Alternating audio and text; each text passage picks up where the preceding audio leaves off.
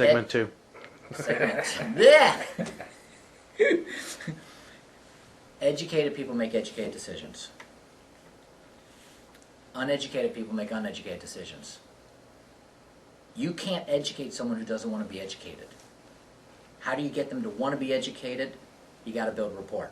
If they don't have rapport with you, they're not listening to you. And the only way that you can get rapport is to focus on them and not on the product. And if you do have rapport, they're going to think that you care. Whether you do or not, it's up to you. But if you care enough to try to build rapport, you care enough. And when it comes to asking questions, you are there to ask questions, not give information. Because telling versus selling. Selling is getting them to say it. Telling is you say it. Telling is ego-driven. You walk into the house and you say, I'm going to tell them what I know. All you're really doing is letting your ego come out. We're not there to tell them. We're really there to get information from them at this step of the game. Asking questions is getting information, number one. Number two, building rapport. Number three, engaging them. Because if you're engaging them, you know they're there. Because I do it with you all the time, don't I? And so when you're not engaged, what happens is you drift over there. And that's why the use of questions done artfully will always keep their mind engaged, and so you're going to have them. If you don't have them engaged, what should you do? Talk louder? Or maybe talk slower? Or maybe talk quieter? Or maybe do something dramatic, and if I weren't right here in front of this thing, I'd make a loud banging noise. I'd smack my hand against something. I'd drop something. So you can always change things up and just... And see, what happens is, if I don't have their attention, I'm going to do something to get their attention to make sure that I have them engaged, and I can use questions to ask, to get that. The best way to engage someone is to simply learn how to ask questions. So let's get into the asking of questions. So I said to you, first I'd like to ask you a bunch of questions. Okay. All right. How do you ask questions? Starting with this. You need to make sure that when you get ready that you ask permission. Is it okay if I do? You don't want to assume it's okay. Because if I said this is part of my process, I'm going to do this, Jim, I'm going to ask you some questions, take a look at your house, da-da-da-da-da. And they said, well, can you just tell us what the home is worth? Sure. Right after, I ask you some questions, because remember, how much is my information worth? It's worth a lot of money. How can I give them a good a recommendation if I don't have my information? I got to get the information from them. So is it okay if I ask you a few questions? That'd be the first thing I start with. Good.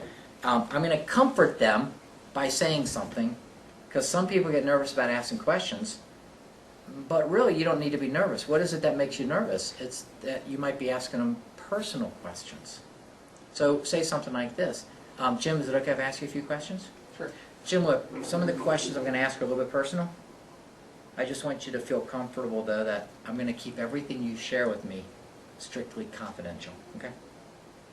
That gets rid of that issue of, what are you going to do with this information? So you want to make sure you comfort them. And then use pre-planned questions. Some people think if you have a list of pre-planned questions that it looks cheesy or it sounds like a questionnaire, but really pre-planned questions just helps you, kind of like an airline pilot, helps you know what it is you're trying to find out. And if you care enough to have them pre-planned, you probably care enough to think, well, I'm not going to ask every one of those questions. It doesn't matter what you ask. The fact that they're pre-planned. So having them in front of you. You want to go from easy questions to hard questions, and the reason is it kind of gets them into the groove. Don't start with, the hardest question first. An easy question would be, so, I know you guys told me this over the phone, but if you don't mind me asking again, why are you moving? So that'd be like a really, really easy question. Work your way up to the point where you ask the really tough questions. Don't hand them the sheet and say, well, here's my questions. Why don't we just start at the top?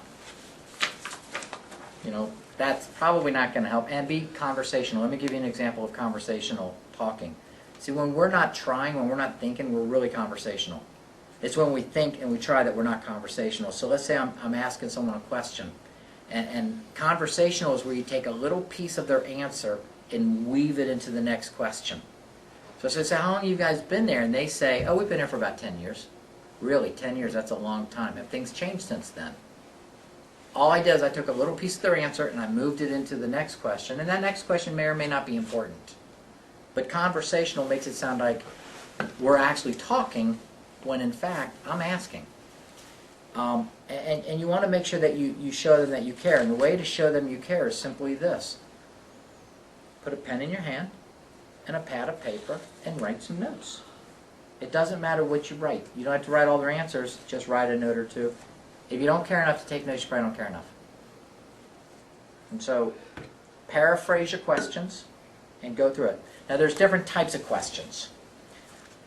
There are what I would call 4 categories of questions. One type of question is the must-haves. Now, a must-have is information that you've got to have, such as how much do you owe?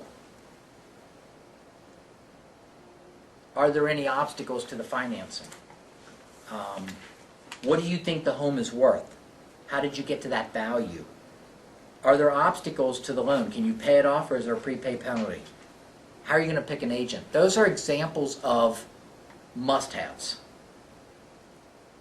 And a must-have is really information that you really need to get to be able to give them good advice. If you don't have that information, how are you going to give them advice? How much did you spend on the house if you put a lot of money into it?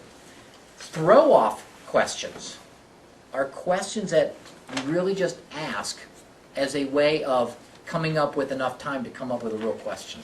A throw-off question would be something like this. How long have you guys been here? It really doesn't matter how long they've been there. But to ask it, it's just another way of asking a question. It doesn't really matter. How did you pick this area? Doesn't really matter. It's not really must-have information. What do you like about the home? What do you like about the area? What brought you to the area? What will you miss most about it? Da, da, da. Those are just throw-offs. Doesn't really matter. And then there's the tricky one. And this is one that we're going to spend a little bit more time on. And that's what we call the knockdowns.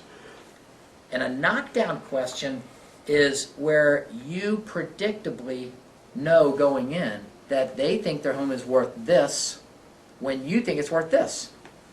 And somehow you got to knock them down off that pedestal. But to do it with questions really is a more effective way, because if I just go in there and say, Jim, what do you think your home's worth? And you said $400,000, I go, no, you're stupid. Who wins? I don't. No. And that's just an antagonizer. So I want to spend a little bit more time on the knockdowns, but the knockdowns themselves are the ones that will help you set the stage for knowing what to do. And then finally, there's the comparatives. And so we're going to spend time on the knockdowns, time on the comparatives. We'll put those into a separate segment, so let's kill this.